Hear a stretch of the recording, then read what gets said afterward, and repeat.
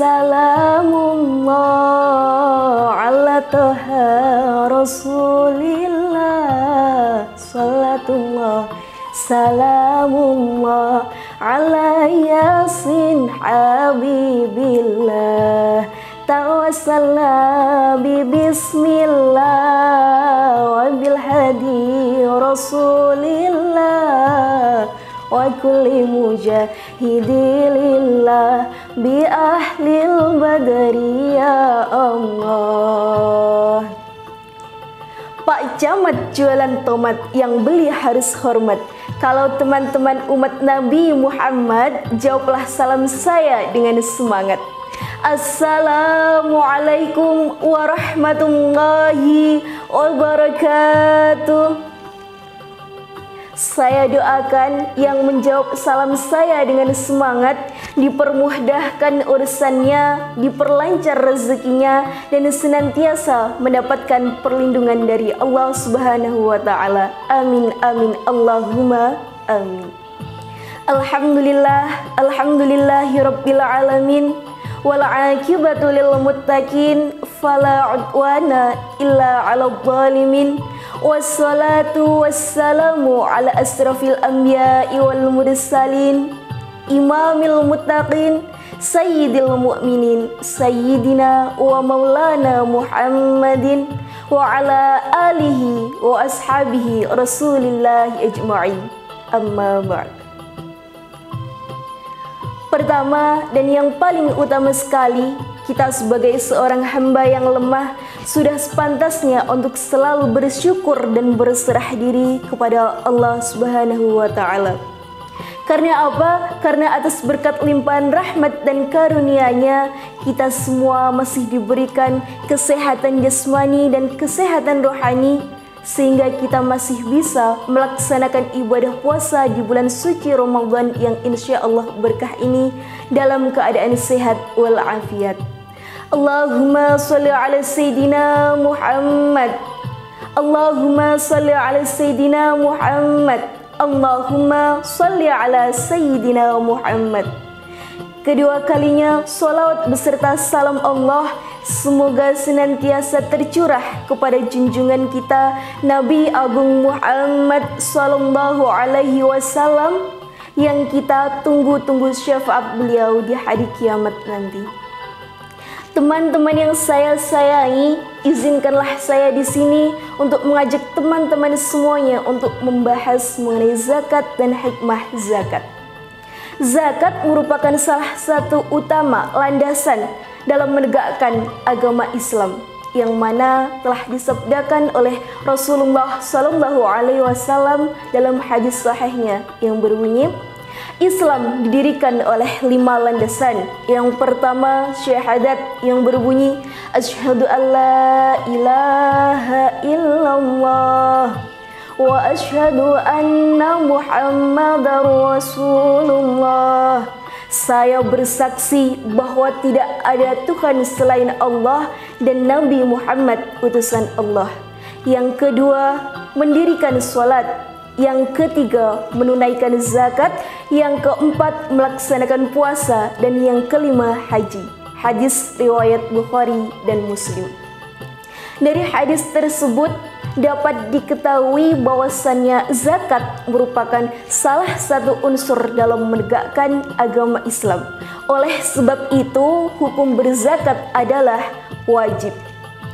Teman-teman yang saya sayangi, zakat itu ada 2 macam. Yang pertama zakat fitrah, yakni zakat yang dikeluarkan oleh umat muslim ketika bulan suci Ramadan yang dapat berupa makanan pokok. Kemudian yang kedua ada zakat mal. Zakat mal adalah zakat yang dikeluarkan oleh umat muslim yang mana telah mencapai nisabnya. Teman-teman, adapun golongan orang yang menerima zakat itu ada 8, yang mana dijelaskan oleh Allah dalam firman-Nya, yakni Quran surat At-Taubah ayat 60 yang berbunyi, A'udzu billahi minasyaitonir rajim. Bismillahirrahmanirrahim. Inna innamas shadaqatu lil fuqara'i wal masakin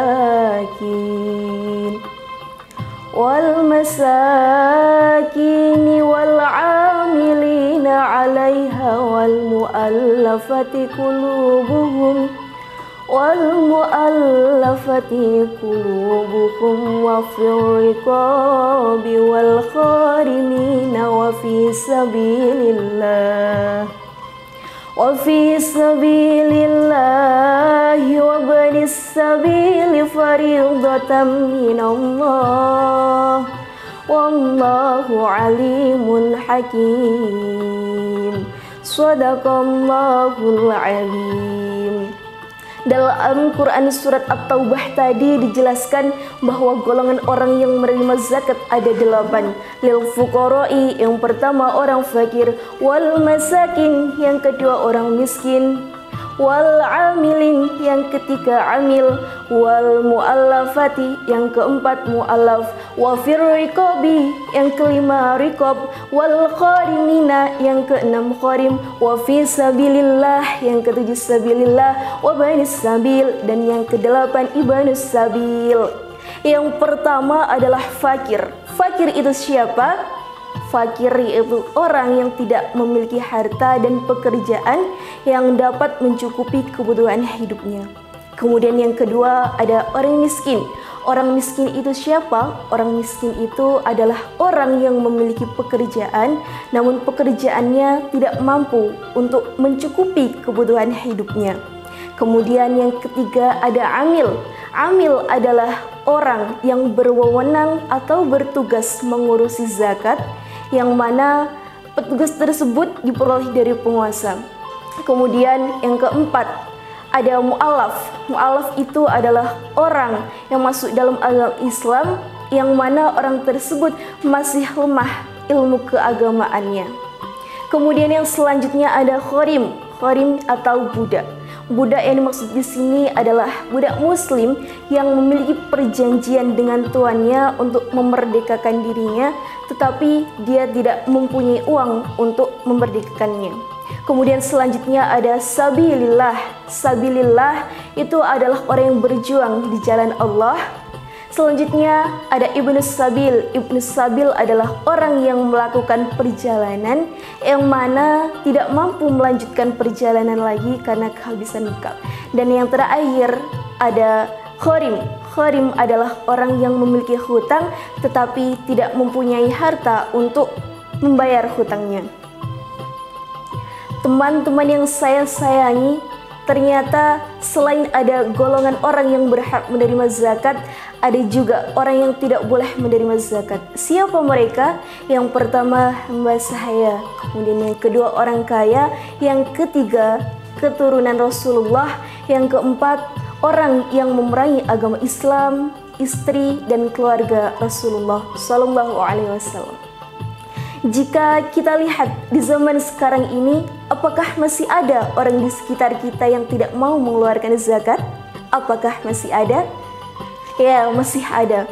Padahal ketika kita melihatnya, orang tersebut itu mampu untuk mengeluarkan zakat. Orang tersebut mampu untuk membayar zakat. Orang tersebut memiliki harta untuk membayarkan zakat. Tetapi mereka tidak mau untuk mengeluarkan zakat.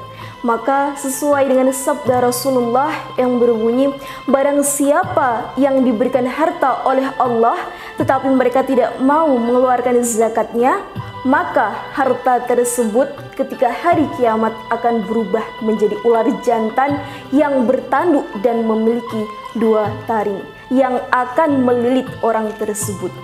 Dan ular itu akan memakannya menggunakan rahangnya dan seraya berkata, akulah hartamu, akulah harta simpananmu. Teman-teman yang saya sayangi, dilihat dari sabda Rasulullah tersebut sangat mengerikan, bukan? Maka mari ketika kita sudah merasa kita memiliki harta yang berlebih, kita mampu untuk berzakat, maka keluarkanlah zakat kita sesuai dengan kemampuan kita. kita tidak perlu khawatir, kita tidak perlu mempunyai pemikiran bahwasannya ketika kita berzakat, harta kita akan berkurang. Ketika kita berzakat, kita akan menjadi miskin. Itu jangan berpikiran seperti itu. Karena sesuai dengan janji Allah yang dijelaskan dalam Quran surat Al-Baqarah ayat 277, sesungguhnya orang-orang yang beriman, orang-orang yang beramal salih, orang-orang yang mendirikan salat, orang-orang yang menunaikan zakat, maka mereka mendapatkan pahala di sisi Allah dan tidak ada kekhawatiran bagi mereka dan tidak pula mereka bersedih. Masya Allah sekali, janji Allah yang Allah janjikan kepada kita apabila kita berzakat.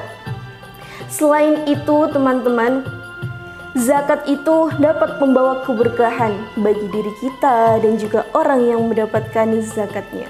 Adapun hikmah zakat diantaranya yang pertama dapat mensucikan diri kita dari sifat kikir atau pelit. Kemudian yang kedua dapat mendidik jiwa kita supaya kita menjadi orang yang rajin bersedekah dan rajin memberi. Kemudian yang ketiga, dengan adanya kita berzakat dapat menumbuhkan rasa cinta kita kepada Allah Subhanahu wa taala. Yang keempat, sebagai upaya rasa syukur atas nikmat yang telah Allah berikan kepada kita. Maka ayo, ketika kita sudah merasa kita mampu, kita keluarkan zakat kita berikan kepada orang yang lebih membutuhkan. Sekian yang dapat saya sampaikan, mudah-mudahan bermanfaat bagi kita semuanya.